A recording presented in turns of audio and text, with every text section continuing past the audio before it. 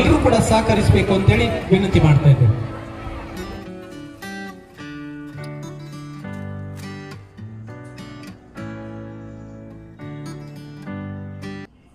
ವಿತಾ ಫ್ಯಾಮಿಲಿಗೆ ನಿಮಗೆಲ್ಲರಿಗೂ ಸ್ವಾಗತ. ಬೆಳಗಿದ್ದು ಬ್ರೇಕ್ಫಾಸ್ಟ್ ಆಗಿ ಸ್ವಲ್ಪ ಹೊರಗಡೆ ಹೋಗಲಿಕ್ಕಿತ್ತು, ಅಲ್ಲಿ ಹೋಗಿ ಬಂದೆ. ಹಾಗೆ ಇವಾಗ ಬಂದಮೇಲೆ ಇವಾಗ ಅಡುಗೆ ಮಾಡ್ತಾ ಇದ್ದೇನೆ. ಬಂಗುಡೆ ಮೀನಿದೆ, ಹಾಗಾಗಿ ಬಂಗುಡೆ ಮೀನು ಸಾರು ಮಾಡಬೇಕು. ಅದರ ರೆಸಿಪಿಯನ್ನು ನಾನು ನಿಮ್ಮ ಜೊತೆಗೆ ಶೇರ್ ಮಾಡ್ತೇನೆ. ಜೊತೆಗೆ ಇವತ್ತು ನಾನು ಅರಸಿನ ಎಲೆ ಗಟ್ಟಿ ಮಾಡಬೇಕು ಅಂತ ಅಂದ್ಕೊಂಡಿದ್ದೇನೆ. ಈ ವರ್ಷದ್ದು ಕೊನೆಯ ಅರಸಿನ ಗಟ್ಟಿ ಮಾಡ್ತಾ ಇದ್ದೇನೆ. ಅರಸಿನ ಗಿಡಗಳು ಸಾಯ್ತಾ ಬರ್ತವೆ, ಹಾಗಾಗಿ ಅದಕ್ಕಿಂತ ಮೊದಲು ಒಮ್ಮೆ ಅರಸಿನ ಗಟ್ಟಿ ಮಾಡುವ ಅಂತೇಳಿ. ಇವಾಗ ಸ್ವಲ್ಪ ಮಳೆ ಬಂದ ಕಾರಣ ಸ್ವಲ್ಪ ಜೀವ ಇದೆ, ಹಾಗಾಗಿ ಈ ಸಲದ್ದು ಕೊನೆಯ ಸಲದ್ದು ಒಂದು ಅರಸಿನ ಗಟ್ಟಿ ಮಾಡೋಣ ಅಂತೇಳಿ. ಮತ್ತೆ ಇನ್ನು ನೆಕ್ಸ್ಟ್ ಇಯರಿಗೆ ಆಯಿತು, ನೆಕ್ಸ್ಟ್ ಇಯರ್ ಆಗೋಸ್ಟ್ ಆ ಟೈಮಿಗೆ ಆಗ್ತದೆ. ಹಾಗಾಗಿ ಇವತ್ತು ಒಂದು ಅರಸಿನ ಎಲೆ ಗಟ್ಟಿ ಮಾಡೋಣ ಅಂತೇಳಿ ಅಂದ್ಕೊಂಡಿದ್ದೇನೆ. ಹಾಗೆ ನಾನಿವಾಗ ಅರಸಿನ ಎಲೆಯನ್ನು ತೊಗೊಂಡು ಹೋಗಲಿಕ್ಕೆ ಬಂದಿದ್ದೇನೆ. ಬನ್ನಿ ಇವಾಗ ಸ್ವಲ್ಪ ಅರಸಿನ ಎಲೆಯನ್ನು ತೊಗೊಂಡು ಬರೋಣ. ನೋಡಿ, ನಮ್ಮದು ಅರಸಿನ ಎಲೆ ತೆಗಿಬೇಕಿದ್ರೆ ಈ ಥರ ಮೇಲೆ ಹತ್ಕೊಂಡು ಹೋಗಬೇಕು. ಇಲ್ಲಿ ಸ್ಟೆಪ್ ಮಾಡಿದ್ದೇವೆ ನಾವು ಮೇಲ್ಗಡೆ ಹೋಗಲಿಕ್ಕೆ, ಅಂದರೆ ಮನೆಯ ಹಿಂದ್ಗಡೆ ಈ ಥರ ಸ್ಟೆಪ್ ಹತ್ತಿಕೊಂಡು ಬರಬೇಕು. ಸ್ಟೆಪ್ ಹತ್ತಿಕೊಂಡು ಬಂದ ಕೂಡಲೇ ನಮಗೆ ಎದುರಿಗೆ ಸಿಗೋದು ಇಲ್ಲಿ ನಮ್ಮ ಹುಲ್ಲು, ದನಕ್ಕೆ ಹಾಕುವಂಥ ಹುಲ್ಲು. ನೋಡಿ, ಚೆನ್ನಾಗಿ ಬೆಳೆದಿದೆ, ತುಂಬ ದೊಡ್ಡದಾಗಿ ಬೆಳೆದಿದೆ ನೋಡಿ.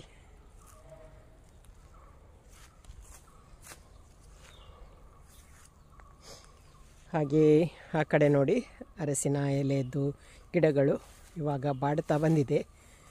ಕಳೆದ ವಾರದಲ್ಲಿ ಒಂದು ಮಳೆ ಬಂದ ಕಾರಣ ಸ್ವಲ್ಪ ಜೀವ ಇದೆ, ಇಲ್ಲದಿದ್ದರೆ ಇಷ್ಟೊತ್ತಿಗೆ ಒಣಗಿ ಹೋಗ್ತಿತ್ತು. ಹಾಗೆ ನೋಡಿ ಇಷ್ಟು ಇದೆ. ಇವಾಗ ಸ್ವಲ್ಪ ಮಾಡೋದು ನಾನು, ಹಾಗಾಗಿ ಸ್ವಲ್ಪ ಎಲೆಯನ್ನೇ ಕೊಯ್ತೇನೆ.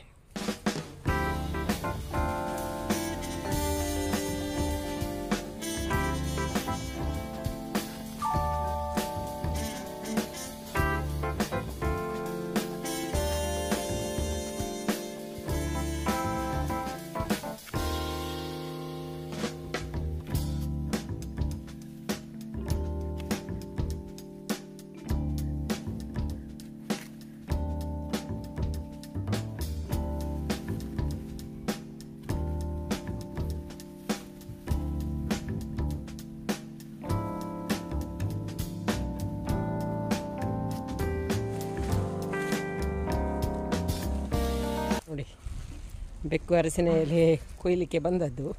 ನಾನು ಕೆಳಗಡೆ ಬಂದೆ ಅಂತೇಳಿ ಓಡೋಡಿ ಬಂದು ಇಲ್ಲಿ ನಿಂತಿದೆ. ಹೆದರಿಕೆ ಆಯ್ತು ಅದಕ್ಕೆ. ಮಿಯಾ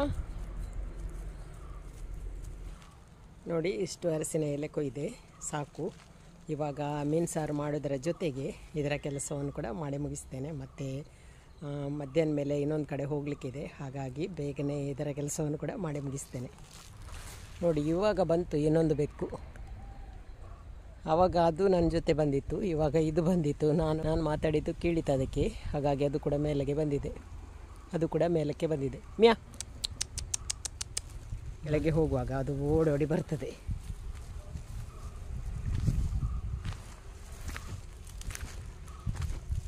ಅರಸಿನ ಎಲೆಯನ್ನು ಕೊಯ್ದು ತಗೊಂಡು ಬಂದೆ. ಈಗ ಬಂಗುಡೆ ಮೀನಿನ ಸಾರು ಮಾಡಲಿಕ್ಕೆ ಮಸಾಲವನ್ನು ತೆಗಿತೇನೆ. ಬನ್ನಿ ಇವಾಗ ನೋಡೋಣ ಇದಕ್ಕೆ ಏನೆಲ್ಲ ಮಸಾಲ ಹಾಕಿದ್ದೇನೆ ಅಂತೇಳಿ. ಇದಕ್ಕಿಂತ ಮೊದಲು ಕೂಡ ಕೆಲವು ಸಲ ನಾನು ಶೇರ್ ಮಾಡಿದ್ದೆ, ಅಂದರೆ ಕೆಲವು ವಿಧದಲ್ಲಿ ನಾನು ಮಾಡಿದ್ದೆ. ಇವತ್ತು ಕೂಡ ಒಂದು ಸಿಂಪಲ್ ಆದ ವಿಧದಲ್ಲಿ ಮಾಡ್ತಾ ಇದ್ದೇನೆ. ಅದರ ರೆಸಿಪಿಯನ್ನು ನಿಮ್ಮ ಜೊತೆಗೆ ಶೇರ್ ಮಾಡ್ತೇನೆ. ಬನ್ನಿ ಇವಾಗ ನೋಡ್ಕೊಂಡು ಬರೋಣ ಇದಕ್ಕೆ ಏನೆಲ್ಲ ಮಸಾಲ ಬೇಕು ಅಂತೇಳಿ. ಇಲ್ಲಿ ಮೀನು ಸಾರು ಮಾಡಲಿಕ್ಕೆ ನಾನು ಮಸಾಲವನ್ನೆಲ್ಲ ತೆಗೆದು ರೆಡಿ ಮಾಡಿದ್ದೇನೆ. ಇಲ್ಲಿ ಒಂದು 12 ಒಣಮೆಣಸು ತೊಗೊಂಡಿದ್ದೇನೆ, ಒಂದು ತೆಂಗಿನಕಾಯಿ ಅರ್ಧ ಭಾಗವನ್ನು ತುರಿದು ತೊಗೊಂಡಿದ್ದೇನೆ, 1 ಟೇಬಲ್ ಸ್ಪೂನ್ ಕೊತ್ತಂಬರಿ ಕಾಳು, 1 ಟೀ ಸ್ಪೂನ್ ಜೀರಿಗೆ, ಅರ್ಧ ಟೀ ಸ್ಪೂನ್ ಅರಸಿನ, ಒಂದು ನೀರುಳ್ಳಿ, ಸ್ವಲ್ಪ ಹುಣಸೆಹಣ್ಣು, ಸ್ವಲ್ಪ ನಾನಿಲ್ಲಿ ಸಾಸಿವೆ ತೊಗೊಂಡಿದ್ದೇನೆ.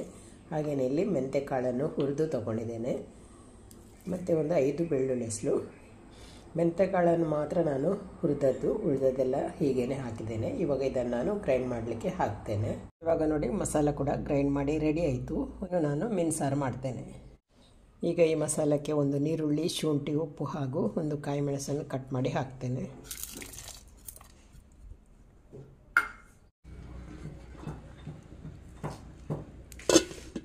ಇವಾಗ ನೋಡಿ ಮಸಾಲಕ್ಕೆ ಮೀನನ್ನು ಹಾಕಿದೆ, ಇನ್ನು ಇದು ಚೆನ್ನಾಗಿ ಬೇಯಬೇಕು.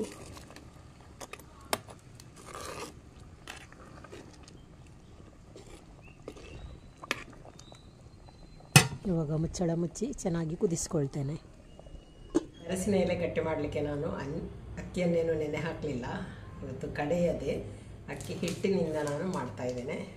ನೋಡಿ, ಇಲ್ಲೊಂದು SRK ಅವರದ್ದು ಅಕ್ಕಿ ಹಿಟ್ಟು ತಂದಿದ್ದೇನೆ. ಇದರಿಂದ ಮಾಡ್ತೇನೆ, ಬೇಗನೆ ಕೂಡ ಮಾಡಿ ಆಗ್ತದೆ. ಸ್ವಲ್ಪ ನೀರನ್ನು ಬಿಸಿ ಮಾಡ್ತಾ ಇದ್ದೇನೆ. ಆ ಬಿಸಿ ನೀರಿಗೆ ಈ ಹಿಟ್ಟನ್ನು ಹಾಕಿ ಮಿಕ್ಸ್ ಮಾಡ್ತೇನೆ. ನೀರಿಗೆ ಉಪ್ಪನ್ನು ಕೂಡ ಆ್ಯಡ್ ಮಾಡಬೇಕು. ನೋಡಿ, ಅಕ್ಕಿ ಹಿಟ್ಟು ಕೂಡ ಇವಾಗ ಹಿಟ್ಟು ರೆಡಿ ಆಯಿತು. ಇನ್ನು ಇದು ತಣ್ಣಗಾಗಬೇಕು. ಇವಾಗ ಬಿಸಿಯಾಗಿದೆ. ನೋಡಿ, ಇಲ್ಲಿ ಹೂರಣವನ್ನು ರೆಡಿ ಮಾಡಿಕೊಳ್ತಾ ಇದ್ದೇನೆ. ಕಾಯಿ ತುರಿ, ಬೆಲ್ಲ, ಏಲಕ್ಕಿ, ಸ್ವಲ್ಪ ಉಪ್ಪನ್ನು ಹಾಕಿ ರೆಡಿ ಮಾಡಿದ್ದೇನೆ. ಇವಾಗ ಇದನ್ನು ಮಿಕ್ಸ್ ಮಾಡಿಕೊಳ್ತೇನೆ. ನೋಡಿ, ಇಲ್ಲಿ ಹೂರಣ ರೆಡಿ ಆಯಿತು. ಇನ್ನು ಎಲೆಗೆ ಹಿಟ್ಟನ್ನು ಸ್ಪ್ರೆಡ್ ಮಾಡ್ತೇನೆ. ಇವಾಗ ಪದಾರ್ಥ ಆಯಿತು. ಹಾಗೆ ಇನ್ನು ಊಟ ಮಾಡಲಿಕ್ಕೆ ಇನ್ನೂ ಕೂಡ ತುಂಬಾ ಟೈಮ್ ಇದೆ. ಅಷ್ಟರೊಳಗೆ ಹಲಸಿನ ಎಲೆ ಗಟ್ಟಿ ಮಾಡ್ತೇನೆ.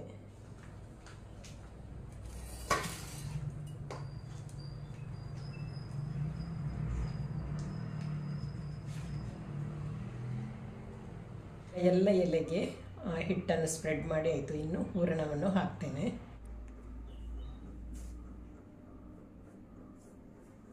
ಹೂರಣ ರೆಡಿಯಾಗಿದೆ. ಇನ್ನು ಹಾಕ್ತೇನೆ ನಾನು.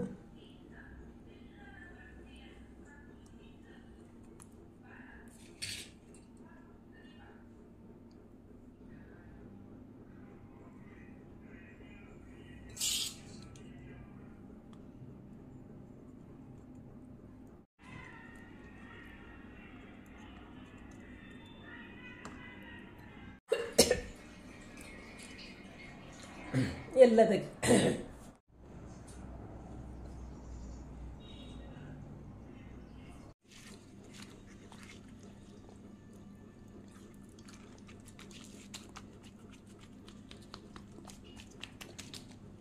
ನೋಡಿ, ಎಲ್ಲವನ್ನು ಫೋಲ್ಡ್ ಮಾಡಿ ಆಯಿತು.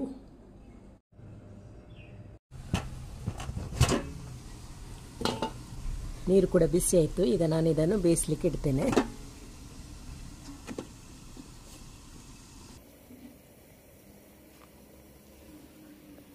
ಎಲ್ಲವನ್ನು ಇಟ್ಟಾಯಿತು. ಇನ್ನು ಇದು ಚೆನ್ನಾಗಿ ಬೇಯಬೇಕು. ನಮ್ಮದು ಅರಸಿನ ಎಲೆ ಗಟ್ಟಿ ಮಾಡಿ ಆಗುವಾಗ ಊಟಕ್ಕೆ ಕೂಡ ಟೈಮ್ ಆಯಿತು. ಇನ್ನು ನಾವು ಊಟ ಮಾಡ್ತೇವೆ. ಅರಸಿನದ ಕಡುಬು ಬೇಯಿಸ್ಲಿಕ್ಕೆ ಇಟ್ಟಿದೆ. ಇವಾಗ ನೋಡೋಣ ಹೇಗಾಗಿದೆ ಅಂತೇಳಿ. ನೋಡಿ, ಸೂಪರ್ ಆಗಿದೆ.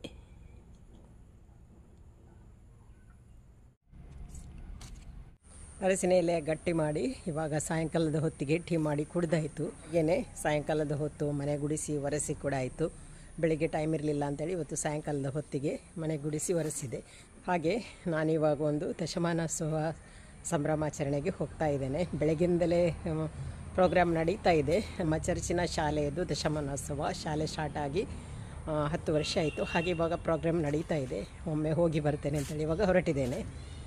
ಮನ್ವಿತಾ ಕಾಲೇಜಿಂದ ಬರ್ತಾಳಂತ ಕಾಯ್ತಾ ಇದ್ದೇನೆ. ಅವಳು ಬಂದ ಕೂಡಲೇ ಹೋಗೋಣ ಅಂತೇಳಿ. ಆದರೆ ಇಷ್ಟೊತ್ತಾದರೂ ಅವಳು ಬರಲಿಲ್ಲ. ಹಾಗಾಗಿ ವೆಯ್ಟ್ ಮಾಡ್ತಾ ಇದ್ದೇನೆ ಅವಳಿಗೋಸ್ಕರ. ಸ್ವಲ್ಪ ಲೇಟ್ ಆದರೆ ಮತ್ತೆ ಅವಳನ್ನು ಬಿಟ್ಟು ನಾನೊಬ್ಬಳೇ ಹೋಗಿ ಬರ್ತೇನೆ. ಮನ್ವಿತಾ ಕಾಲೇಜಿಂದ ಬರೋದು ಲೇಟ್ ಆಯಿತು. ಹಾಗಾಗಿ ನಾನು ಒಬ್ಬಳೇ ದಶಮಾನೋತ್ಸವಕ್ಕೆ ಹೋಗಿ ಬಂದೆ. ಹಾಗೆಯೇ ಇಲ್ಲಿ ಡ್ಯಾನ್ಸಿದ್ದು ಕೆಲವೆಲ್ಲ ವೀಡಿಯೋಸ್ ಮಾಡಿದ್ದೇನೆ. ಆದರೆ ಅದಕ್ಕೆ ನಾನು ಅದರಲ್ಲಿರುವ ಮ್ಯೂಸಿಕ್ಕನ್ನು ಹಾಕಲಿಲ್ಲ. ಯಾಕೆಂದರೆ ಸ್ಟ್ರೈಕ್ ಬರ್ತದೆ. ಹಾಗಾಗಿ ನಾನು ಬೇರೆ ಮ್ಯೂಸಿಕ್ಕನ್ನು ಹಾಕಿ ಡ್ಯಾನ್ಸ್ ವೀಡಿಯೋನು ನಿಮ್ಮ ಜೊತೆಗೆ ಶೇರ್ ಮಾಡ್ತಾ ಇದ್ದೇನೆ. ಬನ್ನಿ ಇವಾಗ ನೋಡೋಣ ಮಕ್ಕಳ ಡ್ಯಾನ್ಸನ್ನು.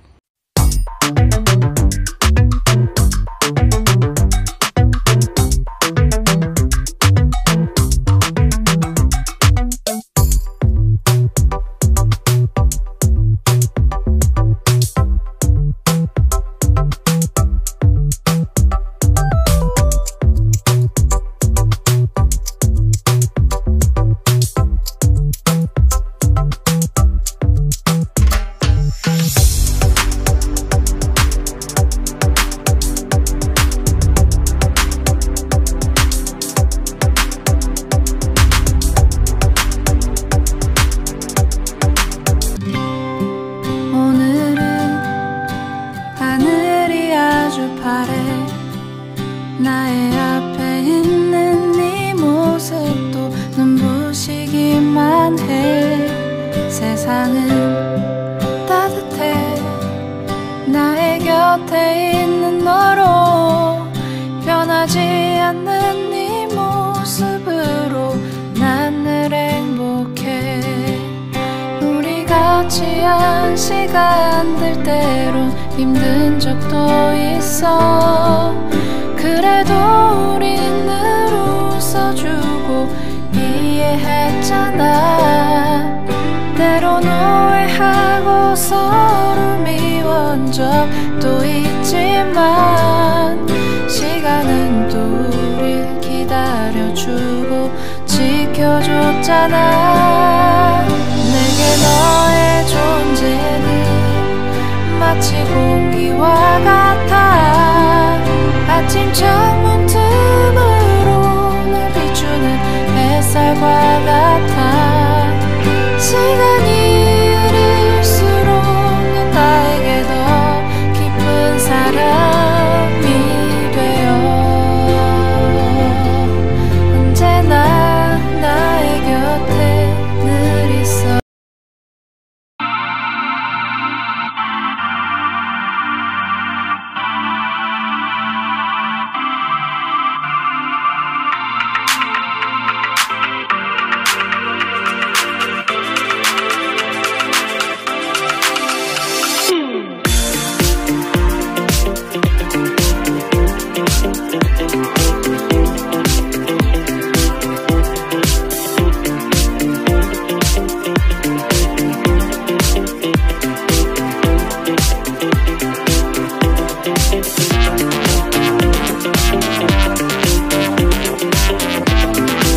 ನೀವು ಕೂಡ ಸಹಕರಿಸಬೇಕು ಅಂತೇಳಿ ವಿನಂತಿ ಮಾಡ್ತಾ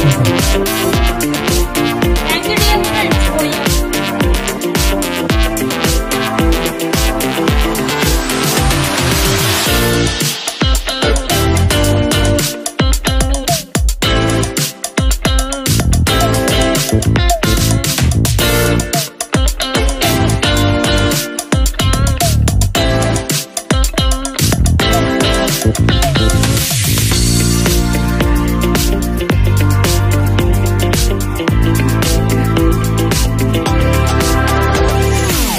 눈 뜨면 눈부신 아침 햇살과 모닝콜로 너와 시작하는 하루.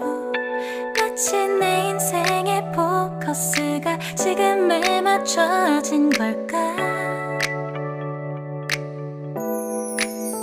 따뜻한 모닝커피의 향기가 오늘 하루도 날 기대하게 만드는 걸.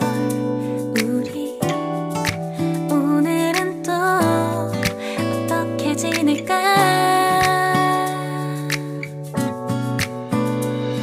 너를 바라만 보고 있어도 좋아. 아무 말도 하지 않아도 난 좋아. 너의 눈만 바라봐도 내 모든 걸 다 알 것 같아.